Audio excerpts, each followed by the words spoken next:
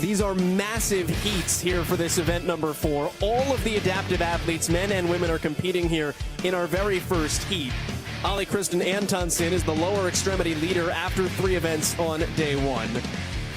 For the upper extremity, Casey Acree, who, as we said yesterday, qualified for the elite level quarterfinals. He is your current leader with 2 event victories under his belt. On the neuromuscular side, Brett Horchar from Western Pennsylvania is your current leader. Flip over to the women's side. Valerie Cohen is the only unbeaten athlete across all of the adaptive and age group divisions. 3 events, 3 event wins in the lower extremity division. Upper extremity, Sabrina Daniela Lopez out of Switzerland is your current leader. And then it is a free-for-all for the women neuromuscular side. 3 women currently tied for first with 190 points. Shannon Ogar, Alicia Davis, and Lechen Duplessis. So it's day 2. We have the nerves are out from day 1. We're starting to know who the other athletes are in your field. We're starting to see this competition really come to form. And this is the day where, you know, the points matter so much. They really have a variety of events ahead of them. Yesterday was such a different test. But to get today started with this volume, we're going to see the athletes who can handle the volume. And you can kind of see a little more strategy. Yesterday's sprint was just so fast, but we can really kind of break down some of these athletes and how they're going to attack this first event. 30 seconds here until we hit the start line. We'll get you through each of the differences and variations for each of the different events based on the division here in just a second. To simplify it, bike, sit up, squat, move, squat, move. We'll wind you up from one end of North Park to the other. And we are underway. It'll start here, Tanya, with the bike erg, which will vary between 84 to 50 calories, depending on male, female, or division. And all of these athletes are on that bike erg. You see all that equipment down the field, Joel. And the athletes can change that damper setting. This is going to be the traditional erg piece of equipment where you have that same damper that you see on the rower, on the ski erg. So same, even if you're not as familiar with the bike erg, you probably are familiar with the rower, and you'll be able to adjust that as needed. You really just want to settle in for this first movement. But all of the athletes will be here. This is our lower extremity athletes that we're looking at right now on the screen. Their workout, their event looks as follows. They're going to have the 63 cals on their bike. Then they're going to be moving on to toes to bar. They'll do 21 there, followed by 21 dumbbell squats. And then they're going to have 50 dumbbells, 50-pound dumbbells, and the ladies are going to have 35-pound dumbbells.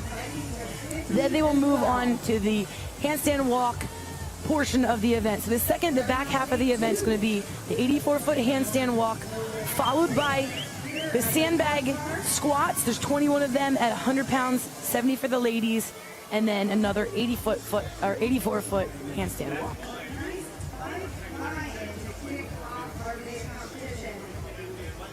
Everything in this event is divisible by 21, as you were looking at the numbers on the event description.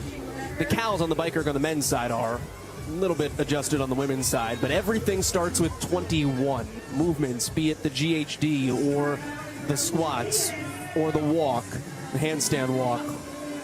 Everything divisible by 21. That's why you see 63 cals on a bike erg and go, interesting number. We mentioned it yesterday. We will be looking at a little different variation. There was different consideration given to the athletes with their abilities and with their limitations. And really, the consideration was given to make this be as fair and as competitive as a competition overall as they can. So here for the upper extremity division, you're going to see a little bit more now on the calories. For the bike erg is going to be 84 and 68 for upper extremity athletes, then followed by the 42 GHD sit-ups. They'll have a 6-inch riser for the ladies, and then followed by 42 dumbbell squats as opposed to those 21 dumbbell squats. Weight is the same for these guys, 50 for the men, 35 for the ladies, and then they're going to do an overhead walking lunge with a single arm dumbbell, 50 pounds and 35, as opposed to that handstand walk that we saw in the lower extremity division. And of course, that is the same arm. Some of the athletes in the upper extremity division do have use of both arms, not necessarily in a full capacity. They do have to choose and commit, though, to one arm and stick with it during the duration of the workout. Also for the upper extremity athletes, they will be doing, instead of that sandbag squat, they'll be doing a dumbbell push press with that same dumbbell as well. We've already gotten our first athletes coming off of the bike here and onto the toes to bar. George Simmons-Gooding competing out of CrossFit Earlsfield in London, England, working in the neuromuscular division. Suffers from Charcot-Marie tooth disease. It is a genetic condition. It affects about 1 in 2,500 people. It is a fairly rare hereditary motor and sensory neuropathy condition. And one of the interesting things when you learn about these athletes and their stories are the different things that they've had to overcome throughout the course of their lives and how they've done it to such a degree as we take a look at the neuromuscular event. And these athletes are off their bikes first. They have the 63 and 50 calories on their bike erg, and they're doing those toes to bar as well. 21 for the volume, followed by the 21 dumbbell squats. They will be doing a bear crawl at 84 feet. They'll do the sandbag squats and then the 84-foot bear crawl as well.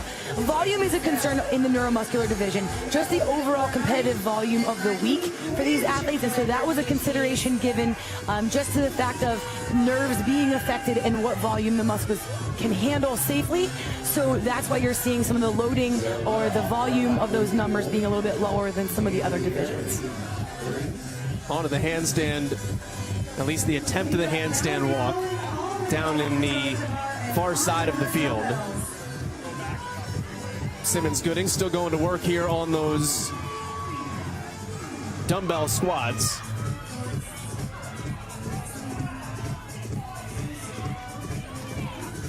Ali Christian Antonsen was the first man to the handstand walk.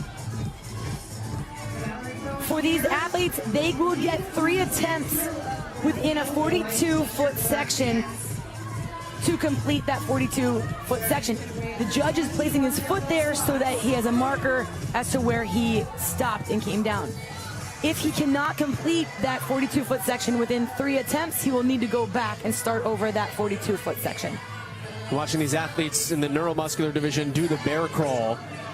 And if you're looking at that and saying, I feel like I could do a bear crawl, go do a bear crawl that long and then come back to us. It's made an appearance in the open. All the other movements there with him. Our lead athletes have made their way onto the sandbags now. Simmons-Gooding in the foreground of your screen.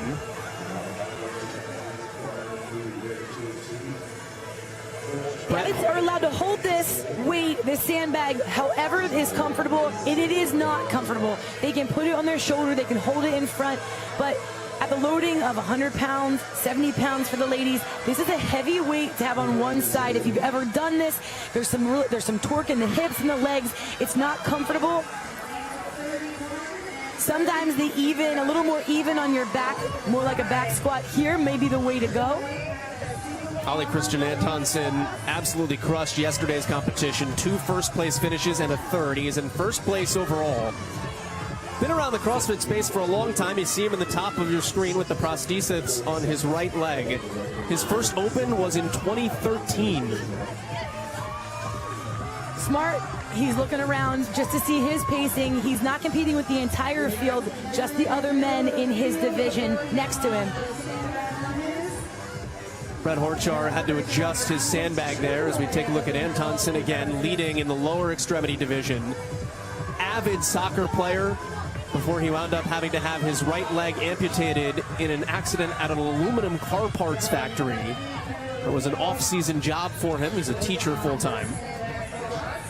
Brett Horchar now working through this final bear crawl in the neuromuscular division. Brett out of Gibsonia, Pennsylvania, the western portion of the state, and he is your winner across all of the divisions here. That's a W for Brett Horchar in the neuromuscular division in under 7 minutes and 30 seconds.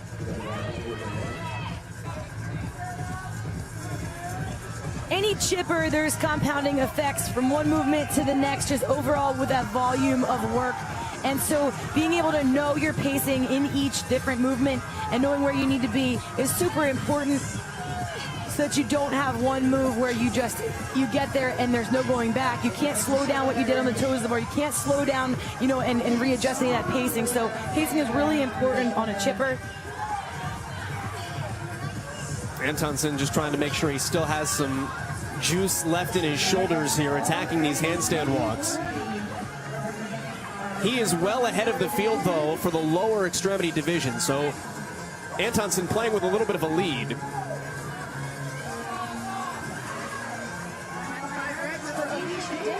can see the women's neuromuscular at the bottom as the athletes have now made their way to the sandbag squats for the most part. That's the division that I'm watching, because that's the race. That's where the ladies, we have that jam up, all three ladies at the top with same points, so they truly are racing out there side by side. I mentioned yesterday, I like when there's one heat like that. You know where you are, there's no guessing. It's all out push because they're right next to you. And you can kind of game that a little bit more. Antonsen at the top of your screen, you just saw him on the handstand walks. He's now one of two athletes handstand walking in the lower extremity division, at least on the men's side. We've got some on the women's side as well. Casey Acree crushing the overhead walking lunge, and Casey Acree will pull himself through the finish line for his third finish in first place. Christensen, Christian Antonsen, able to cross for the men in the lower extremity. Valerie Cohen crosses for the women. She is 4 for 4 in event wins, and Simmons Gooding is across for the men's neuromuscular in 9 minutes and 40 seconds unofficially.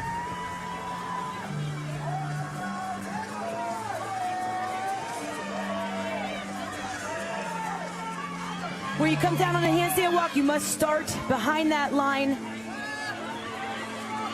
And handstand walk is one of those things, when you only get those 3 attempts, you need to make sure you're ready to get back up there.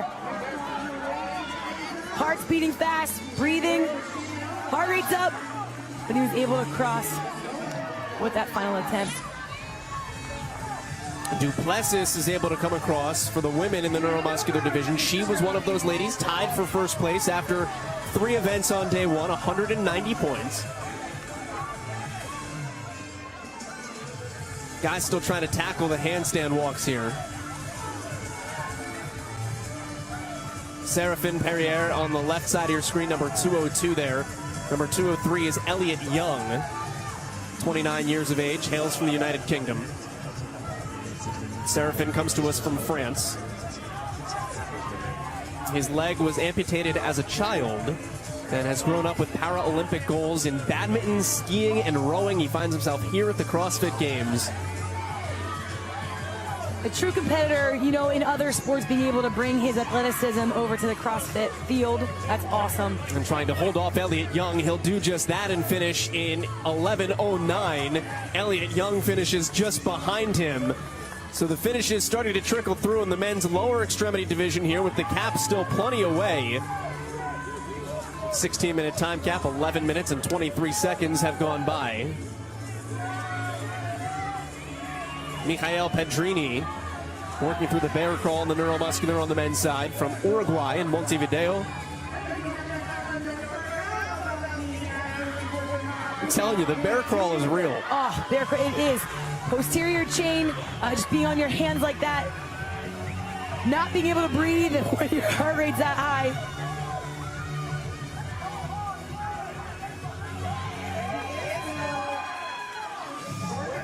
That's Evie Isbell taking a break there. Evie made sure she got her foot across that line to make it count.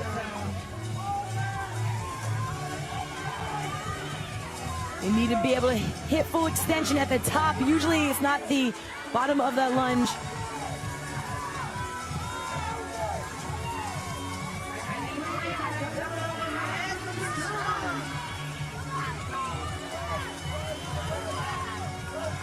Osa trying to push, had to break at the end, and that will leave points on the table. Osa is beat to the finish line by a couple of seconds here. He'll be done unofficially in 12:38. And that race, it does it sometimes, balancing the weight of that dumbbell, 50 pounds overhead. You know, you go a little too fast and it just starts to fall, lose your balance there.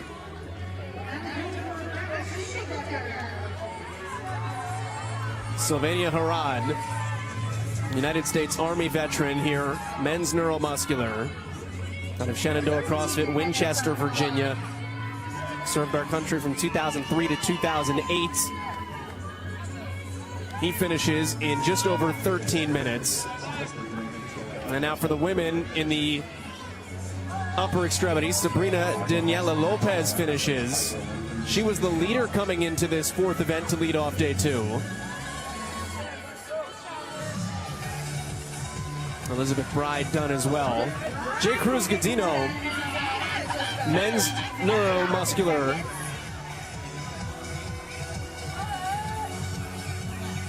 And now Victor Castro, competing out of Ecuador, who lost his right arm, injured his brachial plex in an accident with a motorcycle years ago. One final step. How many times in competition we've seen that? He went for that really big lunge. CrossFit has been a saving grace for him. Competing here at the CrossFit Games now, done in just over 14 minutes. Nice control, fantastic balance here. She's really cautious with her steps. She's not overextending herself. She's just keeping that balance of the dumbbell centered over her body. And Katansu, 90 seconds here until the time cap. And this is truly the name of the game. It's a chipper. You chip away one step at a time, one rep at a time. And you can see the people who, in these events can just hang with that. There's a grind factor, and, we're seeing it right here. This is exactly what you want to see in an event like this. Inside 60 seconds here with just probably 2 or 3 more reps here to get to that finish line. One big step here, and that is enough to get across the line in inside 15:20 for Katansu. The handstand walk has proven difficult for the women in the lower extremity division. Valerie Cohen was one of the first people to finish this chipper out of anybody, but the other 4 athletes are still back here on this opening handstand walk.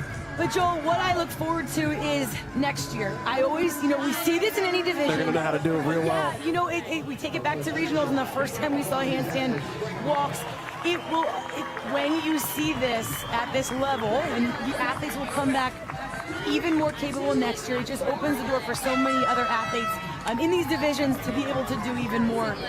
And I'm excited for that. And the capacity is there? Yes. We've hit the time cap here at 16 minutes on this chipper. Shower yourself with the monster water.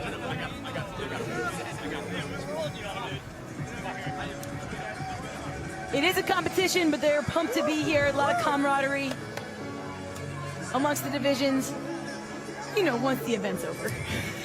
I like how Felipe Maturana just snuck in there. It was the upper extremity guys took a group picture and then let me in. Just slid in. Let me in, boys.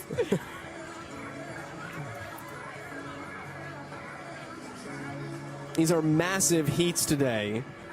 That is one of the other interesting twists to this, because these will be 40-person heats. That was a 30-person heat, all of the adaptive athletes. It'll become 40-person heats for all of the age groups going forward. Everyone talks about running your own race. This is the ultimate run your own race, because there are so many places to get distracted. A lot of distractions, but we spoke with Eric O'Connor earlier in the week. He had a hand in the programming and was a part of the programming team for these divisions, and that was part of what we talked about. He's like, there's going to be big heats, and we need to in order to have the competition flow, but we wanted to test these athletes in a different way, in a different capacity than we've been able to in the past. We saw yesterday some of those monostructural movements, more tests in monostructural areas. We're seeing this type of chipper. The only way you logistically can get this many athletes through is to be in bigger heats like this. So I'm glad they're doing that, to be able to give these athletes the test, give the age groups a test, a really even, I think, more broad and more well-rounded test than we've seen in the age group divisions. Let's go down to Amanda Krenz with our winners on the neuromuscular side. Yeah, I'm here with Brett and Alicia. Brett, with the chipper, the pacing is so important. So when you come out here onto the competition floor this morning, what was your strategy to pace this one out? Yeah, there was a lot of quad dominant between the bike and the squats. So the goal is, when you start with that bike, don't go out too hot. Roughly 12 to 15 calories a minute. Just hold a pace like it's a bike ride in the park. So you know when you get off that bike, you're going right into the toes to bar, you crawl, you can squat. That's the biggest goal. Alicia, when you crossed the finish line, you looked as if you had won the CrossFit Games. You were so excited. Same question for you. When it comes to pacing this one out, again, a chipper, you're literally just chipping away at it. What was your strategy? Well, chippers are my favorite because my cardio is my strength. So I just stay in my lane and focus on me and God. Cardio is your strength, and it showed out there. Good job, Alicia. Good job, Brett. Thanks, guys. Brett Horchar and Alicia Davis both victorious here on event number 4 to begin day 2 on the neuromuscular side for the adaptive athletes.